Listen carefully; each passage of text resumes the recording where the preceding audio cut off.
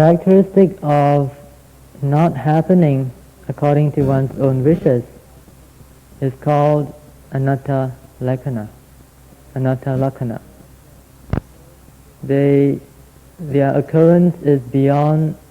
one's control. This can also be seen in a more general way if we refer to the weather, for example. The weather here is very fickle. At times it's hot, and at times it's really cold. At times it's wet, and at times it's real dry. There is no telling what will happen next. And it's all beyond our control. Everything is happening. When one is unable to see this momentary arising and passing away of phenomena, one can be very easily misled to think that there is a self, an unchanging entity, an individual in what is happening in the process. When anicca-nupassana jnana and this insight into the non-selfness of things becomes apparent or comes into being, the false view that there is an atta, that there is a self, a permanent entity, behind this whole process of comings and goings is eliminated for the moment.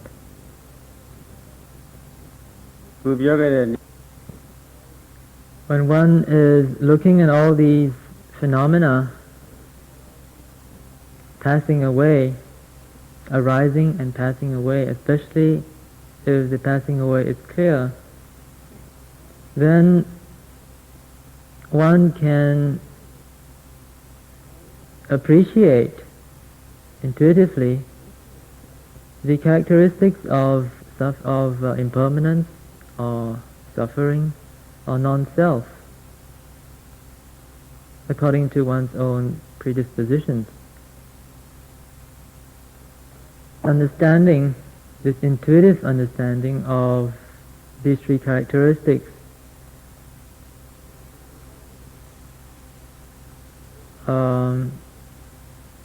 is included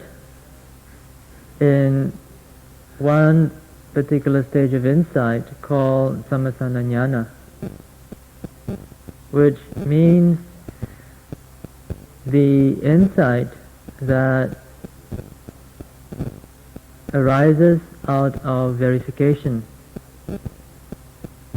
Normally it is translated as knowledge by comprehension. One is able to comprehend or verify these characteristics, verify the fact of these characteristics through a personal experience of seeing the disappearing of phenomena. The word insight, as a translation of the Pali word vipassana, may perhaps not be quite appropriate. If we look very carefully into the Pali word vipassana, we can separate it into two parts. Is the suffix vi and the word passana. Vi here refers to various modes, and passana, seeing. Seeing through various modes. The various modes here, of course, refer to the mode of impermanence, the mode of suffering, and the mode of non-selfness. So vipassana could perhaps be translated more accurately as seeing according to the various modes of impermanence, suffering, and non-self. But or a synonym for the word Vipassana jnana is Paccaka jnana. Paccaka here refers to direct experiential direct experience, direct experiential perception. Because Vipassana jnana, true Vipassana jnana, arises only when one is mindful of what is happening, and that it occurs intuitively and not out of reasoning or thinking. It is therefore called a direct experiential insight. In the light of constant recurrence of the foregoing types of Vipassana jnana, one begins to develop a very natural reflection, a spontaneous reflection, that this notion of impermanence, of suffering and non-self is not only manifest in the mental and physical phenomena occurring within me, or is not only manifest in the mental and physical phenomena occurring right now. It has been manifest in the past and will continue to be manifest in the future. This is not only confined to my own body and mind. This characteristic of impermanence, suffering and non-self is also apparent in others, in other beings, in other things. This sort of reflective knowledge that is based on a direct personal experience, an intuitive insight, is called deductive knowledge. In Pali it's called Anvaya Jnana or Anumana Jnana.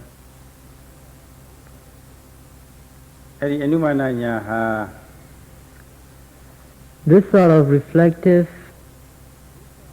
or deductive knowledge is harmless if they occur infrequently. It is okay if they come and go once in a while. But especially for people who are very intellectual, who have very vivid imagination, who may be very philosophically bent and rather knowledgeable, a continued recurrence of this sort of deductive, reflective knowledge can be very harmful. It will undermine your personal and direct experience. It will undermine the basic insight knowledge upon which this deductive knowledge arose.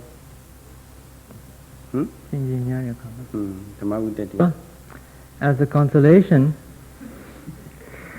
the thinking process that is going on at that time is only connected with the Dharma. It is not wrong thinking. It is not a sort of thinking that is connected with sensual pleasures or that is connected with aversion and so forth.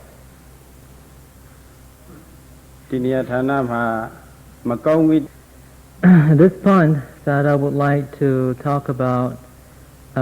three pairs of vitakka.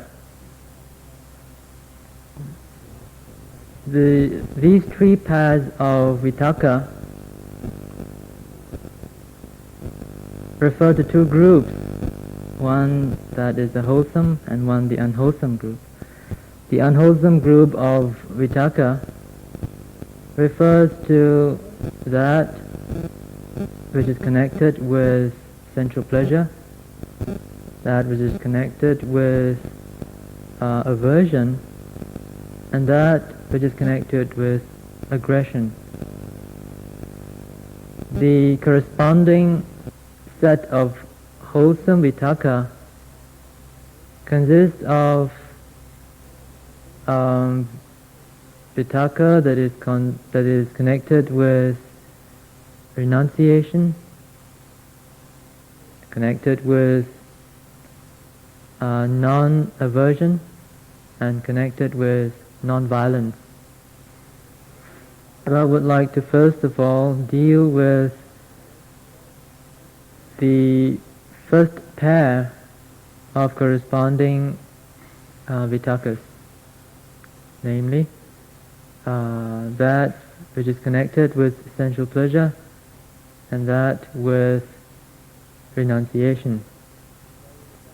Kama vitakka or vitakka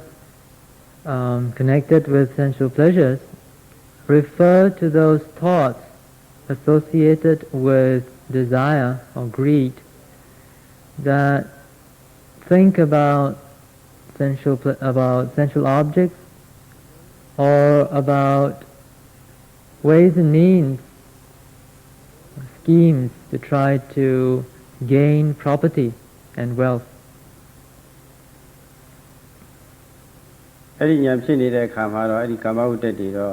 Deductive knowledge arises. These two, the vitakka that is connected with sensual pleasures is absent. The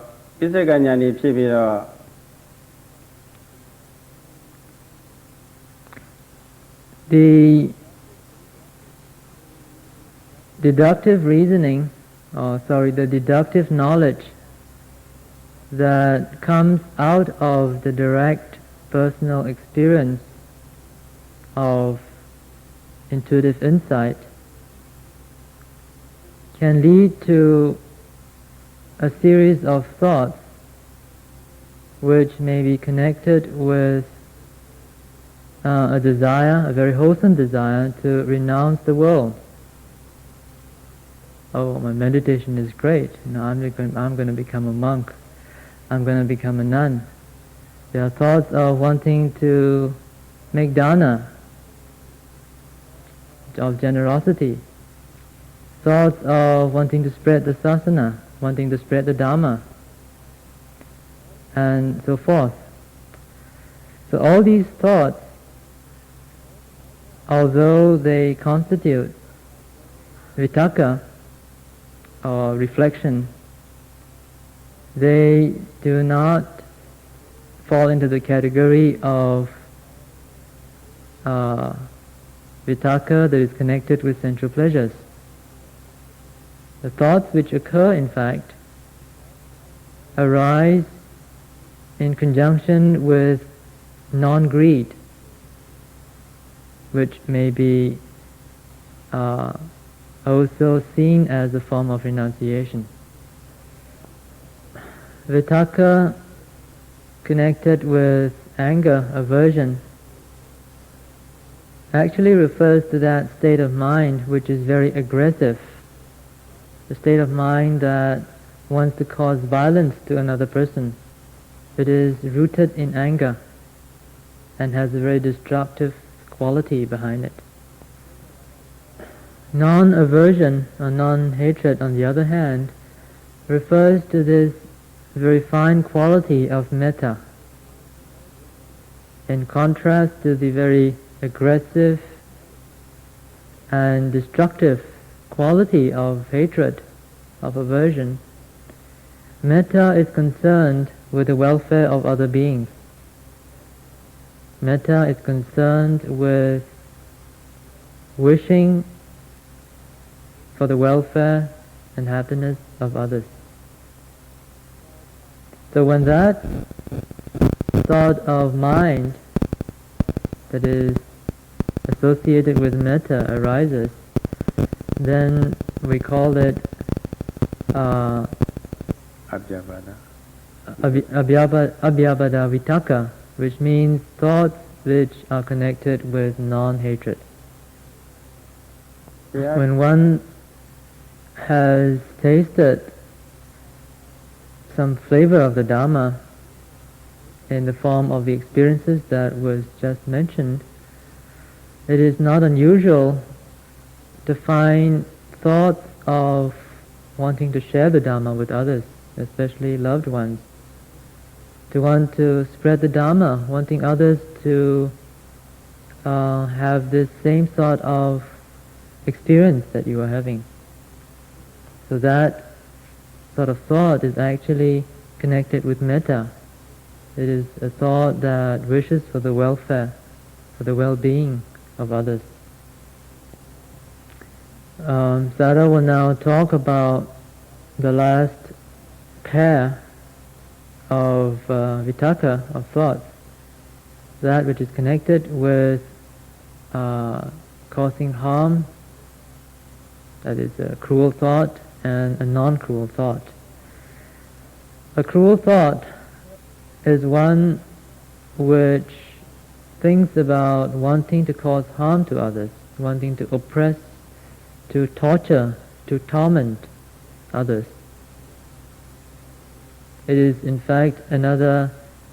very destructive quality of mind that is rooted in hatred. That sort of cruel thought may take the form of a very intense desire to cause harm by hitting another person or killing or wanting to cause much harm, to torment, to torture another person. Cruelty, on the other hand, refers to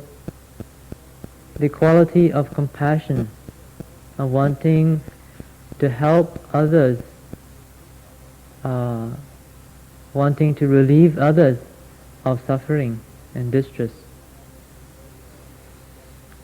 အဲ့ဒီကရုဏာနဲ့ရှင်တွဲပြီးတော့ကြံစည်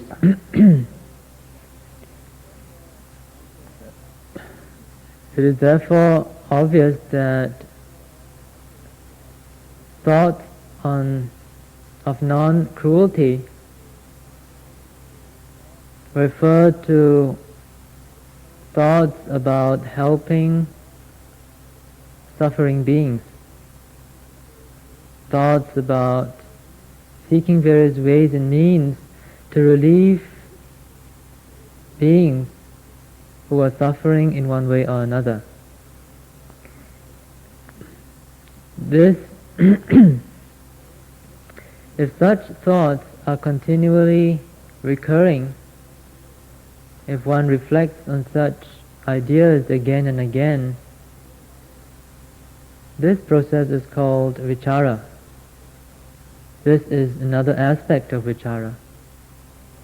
that of repeated reflection.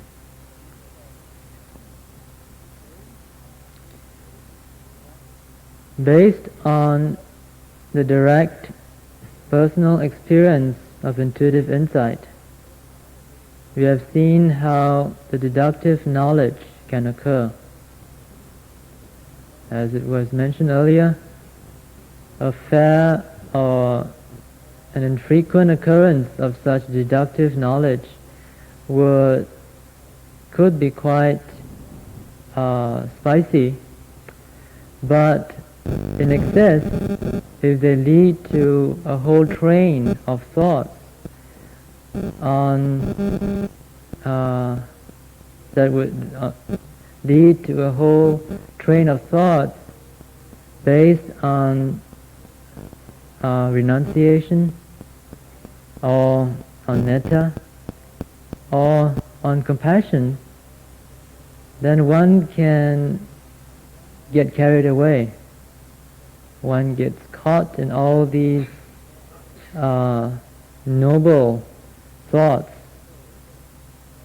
And this is another aspect of stopping insight. Some people may get so carried away by such thoughts, such noble thoughts, that they get stuck and will not be able to find their way to their eventual destination. We have just heard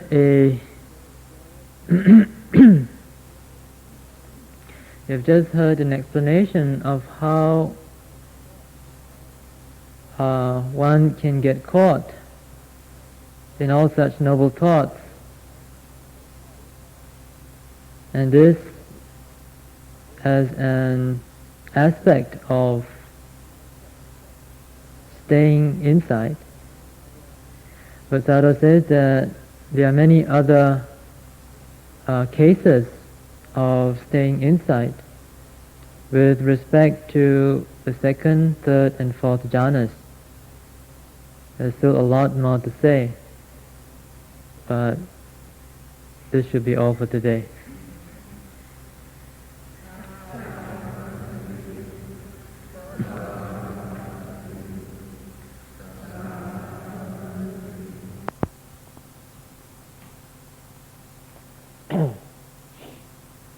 On Friday, Sayadaw talked about an approach to right practice in terms of 5 aspects, namely of the aspect of studying or learning, that of questioning or discussion, listening, bearing in mind, and putting into practice. Today's talk will be a development from the talk that was given on Friday, and the Sayadaw would like to especially discuss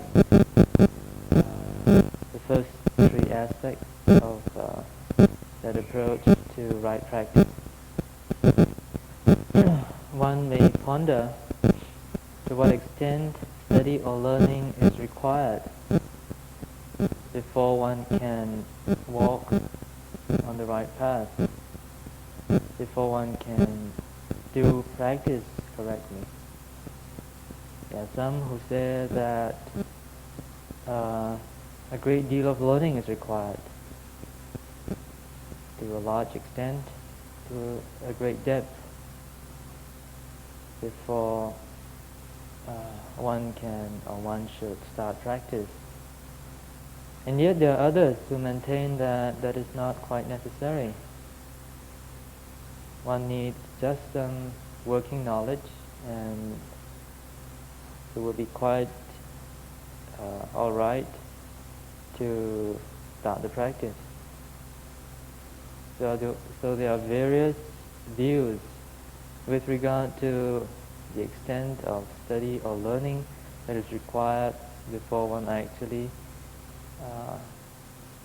treads the spiritual path. There is a view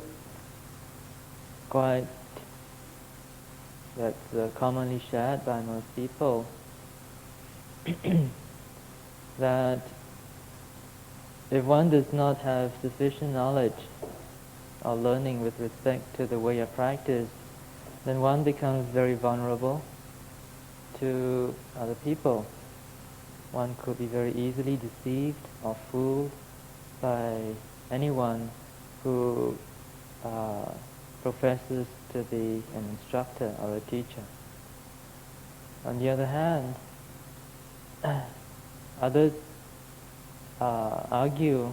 that too much knowledge, too much theoretical knowledge, and too much intellectual understanding could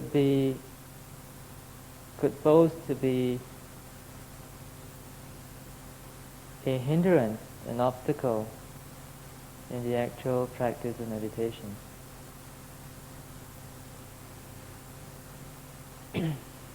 မှန်ကတော့အထုတ်တဲ့နီးနည်းနည်းလေးသိရပါတယ်ဒါရုပ်ပဲဒါနာပဲယုတ်ဒီနာနေဟာတဝါ6ပါးကဖြ ဖြစ်ပြီးတော့ပြည့်နေတဲ့အနိစ္စတရားတွေပဲပေါ်လည်းပြောလို့နဲ့ဆင်းရဲတဲ့တရားတွေပဲသူသဘောတိုင်းသူဖြစ်နေတာပဲမြဲတဲ့ကောင်းစားချမ်းသာတဲ့ဘာမှဆိုကိုယ်လိုတိုင်းဖြစ်တာပဲဆိုတဲ့ဒီလိုအစွဲတွေမထားပဲနဲ့နိစ္စဒုက္ခအနတ္တတရားတွေပဲလို့ဒီလောက်ပြည့်စုံထားရဲ့လိလာထားလို့ရှိရင်သုတမယညာပေါ့လေသာပြီးပြည့်စုံပါပြီလို့ကျန်ကများမှာပြပါတယ် As a matter of fact,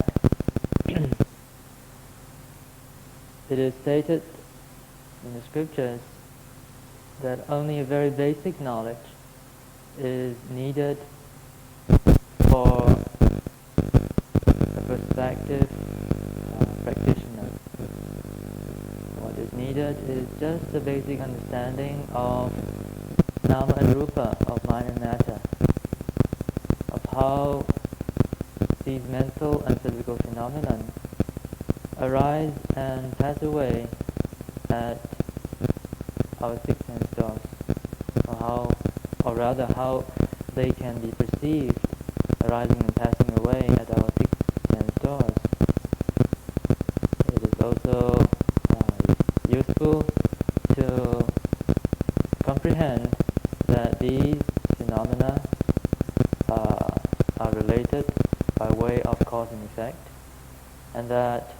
they also exhibit the characteristics of impermanence, of they come and go, and of suffering and unsatisfactoriness. For whatever that has come into being will eventually fall away from moment to moment. Also the notion of impermanence, of selflessness, of no self, should be correctly appreciated. That there is no one behind this whole stream of process, that this whole stream of mental and physical phenomena are occurring as a result of the unfolding of conditions and of based on the mechanism of cause and effect. It is important to be able to adopt this attitude of self-surrender, of surrendering this concept, this notion of a self, a permanent entity. ဒါစေယောဂါတွေပပျောက်ဖို့အတွက်ပါပဲဖြစ်နိုင်လို့ရှိရင်တော့အကုန်လုံးရှင်းသွားဖို့ယဟနာဖြစ်သွားဖို့အတွက်အထောက်ရတာပါပဲတော့ဖို့အတွက်ပါပဲဖြစ်နိုင်လို့ရှိရင်တော့အကုန်လုံးရှင်းသွားဖို့ယဟနာဖြစ်သွားဖို့အတွက်အထောက်ရတာပါပဲ Essentially, the practice of Satipatthana Vipassana meditation is oriented towards the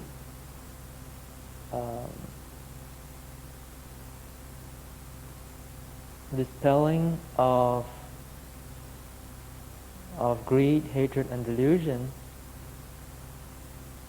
which we may not be aware of prior to our practice, and to actually clear them away if they do arise in the course of our practice. And eventually, of course, be able to uproot all of them altogether when one achieves arahantship. အဲဒီလိုအားထုတ်ရမှာစာပေကျမ်းကအမျိုးမျိုးတွေမနှံ့စပ်ပေမဲ့လို့မတတ်ပေမဲ့လို့အားထုတ်ဖြစ်ယုံမျှတိကျတဲ့ညွှန်ကြားချက်တွေရလို့ရှိရင်ကိုယ်ကလည်းပဲယုံကြည်ခြင်းနဲ့သန္တာပြင်းပြပြထားပြီးတော့အားထုတ်မယ်ဆိုရင်ရာဂဒေါသဘဝတွေကင်းနိုင်ပါတယ်။ဘုရားလက်ထက်တော်ကာလကလည်းပဲသမတတ်တဲ့ပုဂ္ဂိုလ်တွေအများကြီးရှိပါတယ်။ဒီနေရာဌာနမှာလောကီဥပမာလေးတည်သွင်းပြောရမယ်ဆိုရင်နာမကျမ်းတဲ့ပုဂ္ဂိုလ်များယောဂကြောက်ဖို့တော့သူတို့လူလာကြပါတယ်။မိမိတို့ကစိတ်အတ္တပညာတွေစိတ်တိပ္ပံတတ်ပညာတွေမတတ်တော့မတတ်ဘူး။ဒါတော့ကိုယ်တိုင်မကူစားနိုင်ဘူးကူစားတတ်ဘူး။ဒီတော့ကူစားပေးတဲ့ စိတ်ချရတဲ့ဆရာဝန်တွေထံချင်းကပ်ပြီးတော့ယောဂဖြစ်ဖို့အကြောင်းပြောပြဆရာကသိပြီးတော့ယောဂရဲ့အမြင်ရင်းနေနားလည်ပြီးတော့တင့်တော်တဲ့ဇီဝပေးလိုက်လိမ့်မယ်ညွှန်ကြားချက်တွေပေးလိုက်လိမ့်မယ်အဲ့ဒီညွှန်ကြားချက်အတိုင်းစီးပြီးဝဲရင်ဆရာဝန်ညွှန်ကြားတဲ့အတိုင်းနေတတ်လို့ရှိရင်ယောဂတွေပြောက်တယ်ကိုယ်တိုင်ကသိကြမတတ်ပြီပဲလို့ဆရာဝန်ညွှန်ကြားတဲ့အတိုင်းကျင့်သုံးတော့ယောဂတွေပြောက်တယ်လို့ပါပဲ The point is that one need not necessarily be a scholar in order to embark on the spiritual path. As long as one has the basic understanding of mind and matter and so forth, which was mentioned earlier,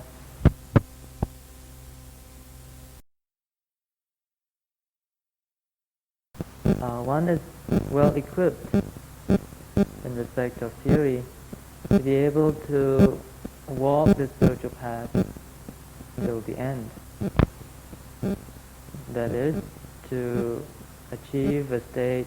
of purity whereby one has uprooted the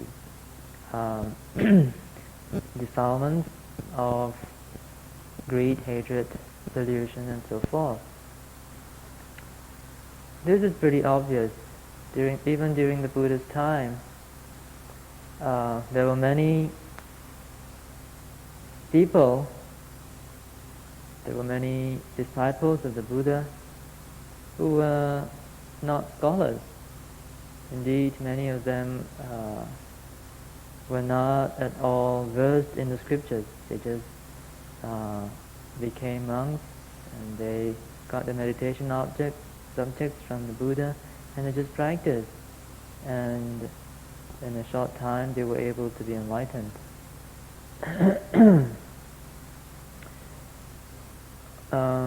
Perhaps we can illustrate this argument by a common day example. Today there are many people who get ill and unwell, and they are desirous of being cured of their ailments. Now, as you know, not everybody is a doctor, and because not everybody has a great deal of knowledge about medicine, about various ways of health therapy and so forth, one invariably has to seek the advice and help of a qualified practitioner. So we go to see our doctor, our physician, and we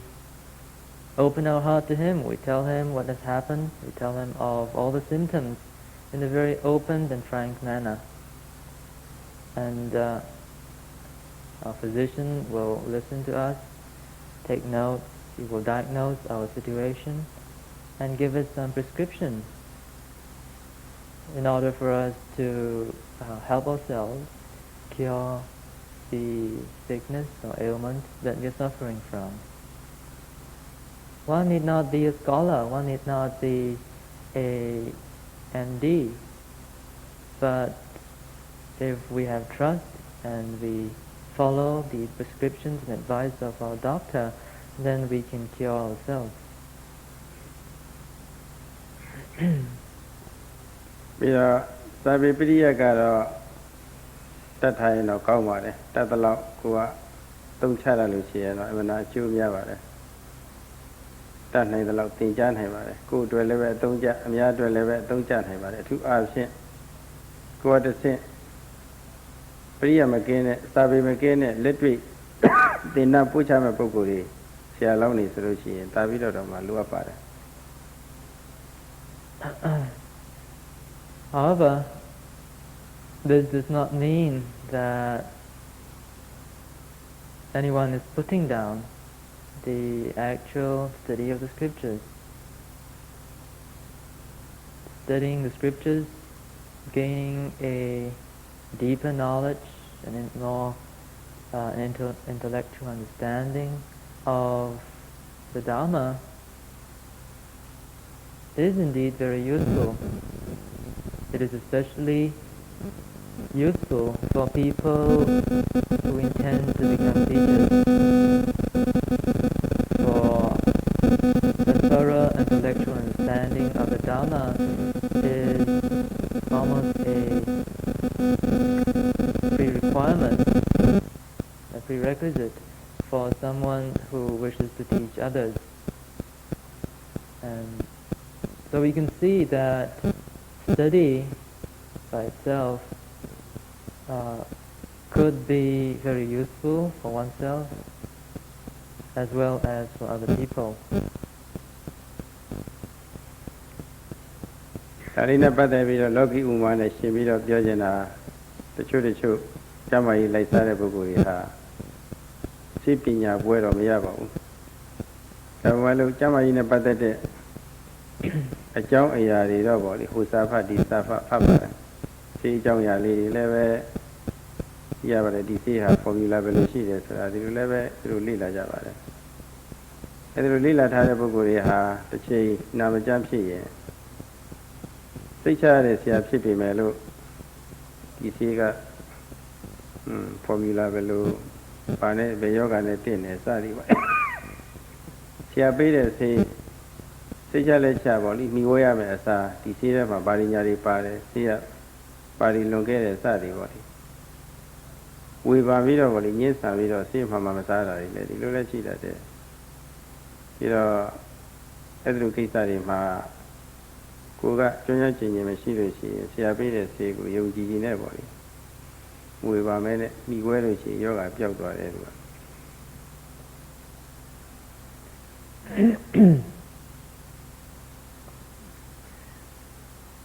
You may not be a qualified practitioner. You may not be a qualified doctor, but you may have read a lot about medicine and you have a keen interest in the field of medicine, in health. We read up a lot of books and periodicals and journals on medicine, on health, and you have quite a good understanding of the field of medicine, the field of physical health. Now say that you become ill one day, and though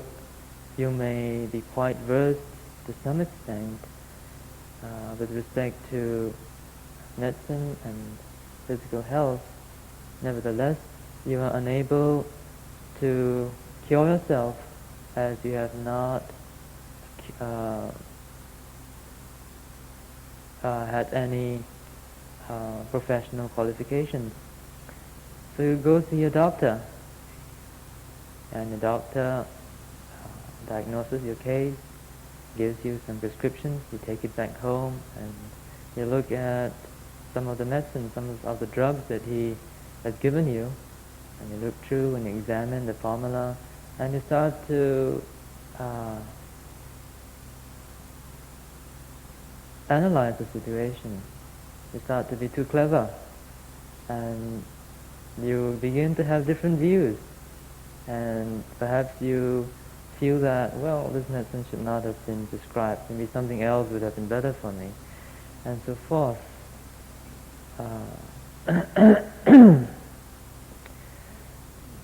So at that point, instead of having trust and confidence in your doctor, you are beginning to undermine his good intentions. You do not take the medicines regularly or according to prescription, and as a result, your illness is not cured. So it is very important for us, as long as we are not professionally qualified or not at all competent, to be humble enough to put our faith and confidence, to have trust in your physician. Another case could be of a person who is in the habit of taking some medicine, some drugs that has been stored in the house, or he or she has access to some easily available medicines which are stored conveniently in one's household. Now come the time when one falls sick,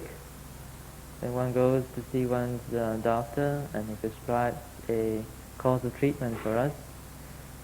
So one comes back home and without consulting one's physician, one continues to resort to the medicines and drugs at home and sort of continue one's old habit, as well as listening or abiding by the doctor's prescription. Now that may not be a very wise thing to do, because the the medicine that we are taking under the counter, so to speak, could very well cause a lot of complications to ourselves as a result of being incompatible with the course of treatment prescribed by one's physician.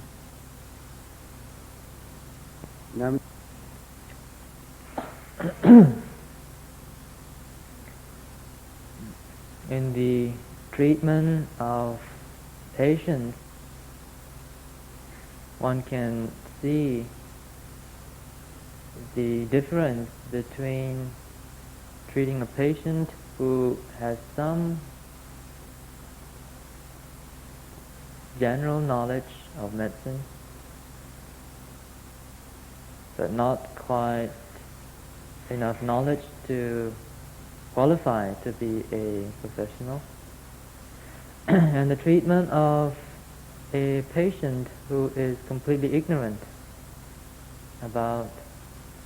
medicine and health therapy. Another very interesting example is that of two travelers who are going on a similar journey. The first traveler is one who knows a lot of people on the way. He's got many friends and relatives and colleagues and so forth along the way. The second traveler is quite a stranger. He knows the way, but he doesn't have many friends. He doesn't have any friends at all, or colleagues, or relatives on the way to his destination. You can see that though both of them may set off at the same time, it will take longer for the first traveler to reach the final destination, because he's got to pay so many visits on his way. He's having a nice time talking to a friend here and conversing with a relative there, and so forth. But the second traveler is very easygoing. He just sets on his journey and he goes straight on the road, and within a short time he reaches his desired destination without any obstruction or delay at all. So too, in the practice, there may be some people who have some degree of understanding of the Dharma, some theoretical knowledge of meditation, and some experience perhaps. And yet again, there is another type of yogi who is quite a greenhorn. The second type of yogi is completely new to the scene, and doesn't have much theoretical knowledge or past experience with regard to meditation. And we can we can draw the analogy of the two travelers to these two types of yogis. For the first type of yogi, it may be rather a long and tiring journey and a delayed one before he reaches the final destination. Whereas for the second yogi, who has got good faith and trust in the teacher and just carry out instructions without thinking too much,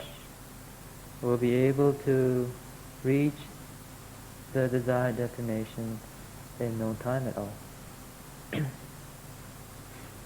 ဒီနေ့သတင်းတစ်ပတ်စောပြီးတော့တရားရပုံလေးပြောပြရစီ So I would like to talk a little on how the two great disciples of the Buddha, the Venerable Sariputta and the Venerable Moggallana,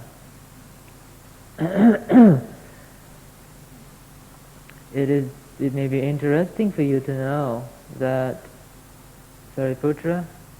who was famous for his great wisdom, and Moggallana, the great disciple, famed for his psychic powers, achieved enlightenment at different rates. While both of them were enlightened, after both of them had become stream winners, stream entrants,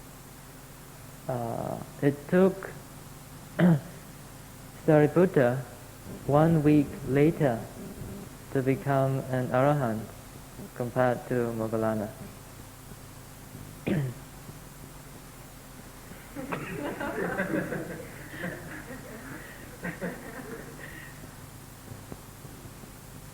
There is a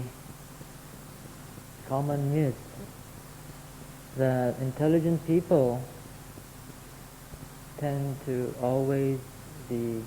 at the lead. Now, the Venerable Sariputta was saying to be a great disciple of great wisdom. His wisdom was only second to the Lord Buddha himself when compared to the rest of the Buddha's disciples. And yet, it is ironical that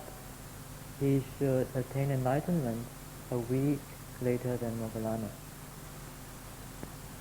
Well, if one were to ask why that is possible or why that happened, Sala says it's very easy. The answer is because he was too intelligent.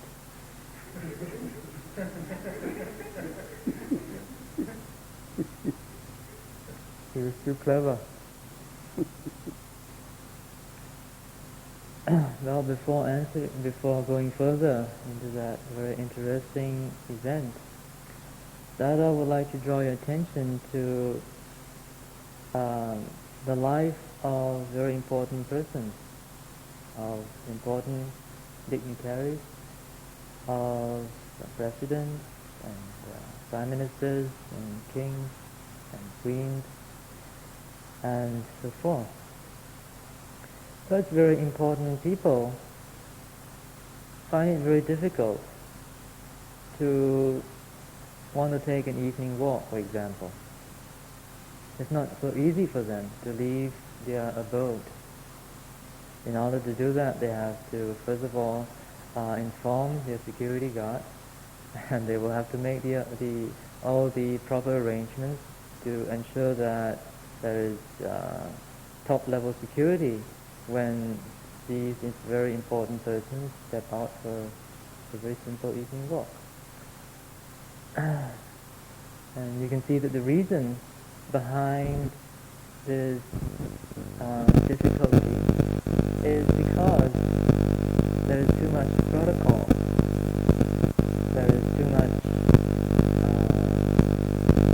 are too many things involved, too much red tape, so to speak.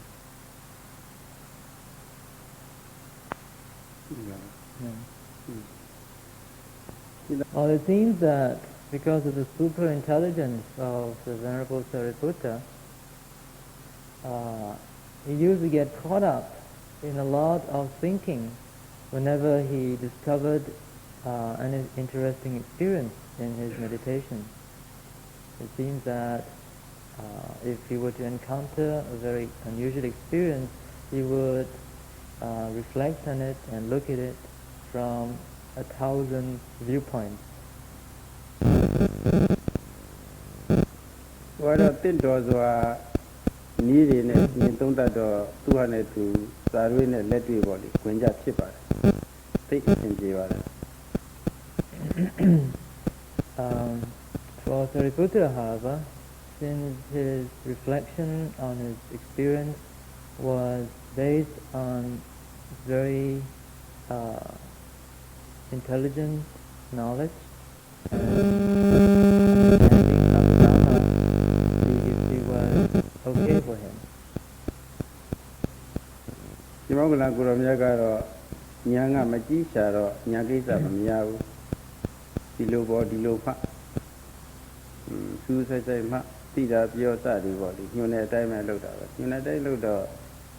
Yamaki of Gada.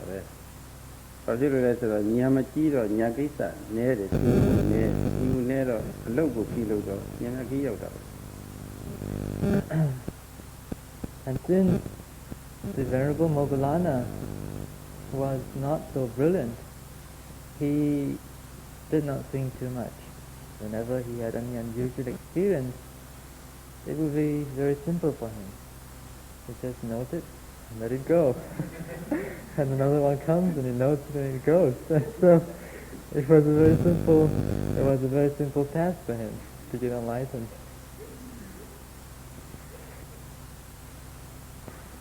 So I would like very much for all of you to follow in the footsteps of Moggallana.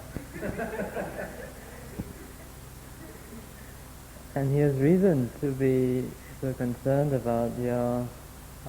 way of practice. For this is a short life. Human life is short. And we have a short lifespan and we have no time to waste. Walk fast, note quickly, and let go of all your interesting. Ambanti Tisranina Saha Pancha Silam Dhammaya Chami Anugahanga Toa Silam Ditha Vipanti Dutiyampi Ahambanti Tisranina Saha Pancha Silam Dhammaya Chami Anugahanga Toa Silam Ditha Vipanti Tatiyampi Ahambanti Tisranina Saha Pancha Silam Dhammaya Chami Anugahanga Toa Silam Ditha Vipanti Ya Mahang Vadami Tavaditha Namo Tassa Bhagavato Arahato Sama Sambuddhassa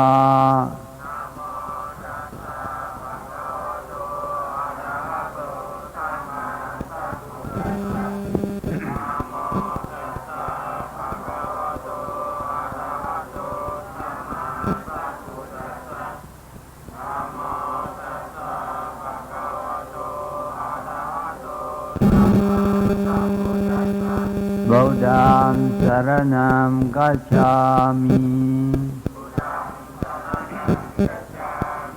Dhammam saranam gacchami Sangham saranam gacchami Dutiyampi Buddham saranam gacchami Dutiyampi Dhammam saranam gacchami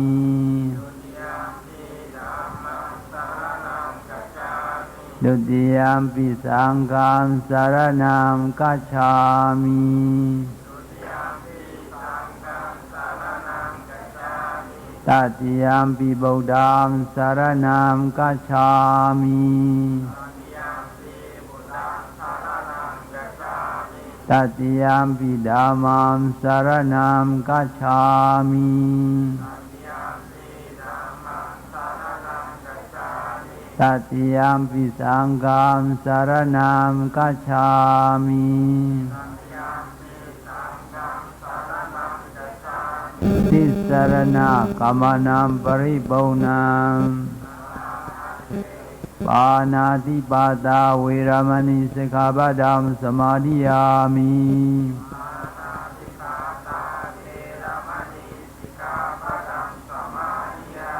Adena dana Viramani Sikkhapadam samadhiyami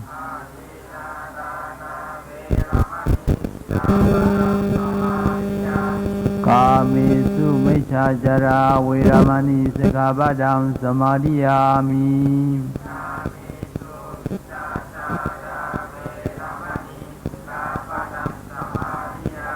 Musavada Viramani Sikkhapadam samadhiyami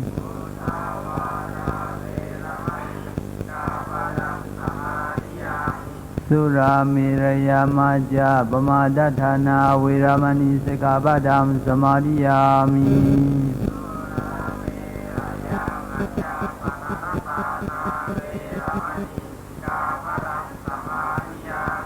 Tisaranena sa panja silam dhamma sadukang gatoa sama abhamadina sambaditha Now we chant Karaniya Sapta. Karaniya Madha Kusalina Yanda Sandam Bada Bisamija Sago Juja Sujuja Suajoja Samuru Anadimani Sando Sakoja Subaroja Abagi Joja Salagavodi Sanindriyoja Nibagoja Abagabo Kuliswana Nukaido Naja Kauda Madre Kinji Yina Vinyupare Upavareyo Sugino Akimino Hontu Sabi Sada Bhavantu Sugidada Yegiji Pana Buddhati Tasawa Tavarava Nava Sisa Dikawa Iwa Manda Majima Rasaka Nuga Thula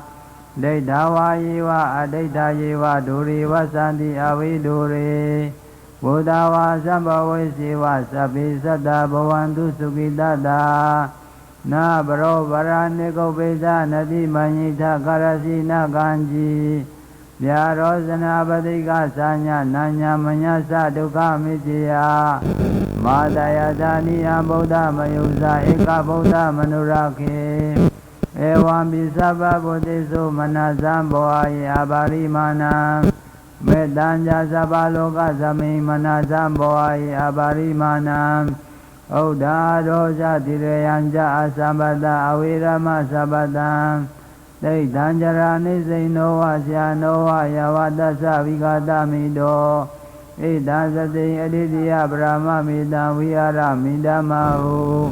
Deitinja Anubhakama Silavada Salina Sambano Kamisu Vinaya Kedani Chatukapasya Punaridi Ando Nimeda Wa Mangalanja Yoja Manabo Sakuna Sasado Babagao Dosovina Kandam Buddha Nubhavina Vinasamindu Jando Nimeda Wa Mangalanja Yoja Manabo Sakuna Sasado Babaka ho dosopina kandam Dhammanubhavena vinasamindu Vyandam nimitta ava mangalanja Yoja manabo saguna sasado Babaka ho dosopina kandam Sanghanubhavena vinasamindu Bhavatu sabba mangala rakantu sabba divada Sabba Buddha Nubhavena Saraswati Bhavantu Te Bhavatu Sabba Mangala Rakantu Sabba Devata Sabba Dhamma Nubhavena Saraswati Bhavantu Te Bhavatu Sabba Mangala Rakantu Sabba Devata Sabba Sangha Nubhavena Saraswati Bhavantu Te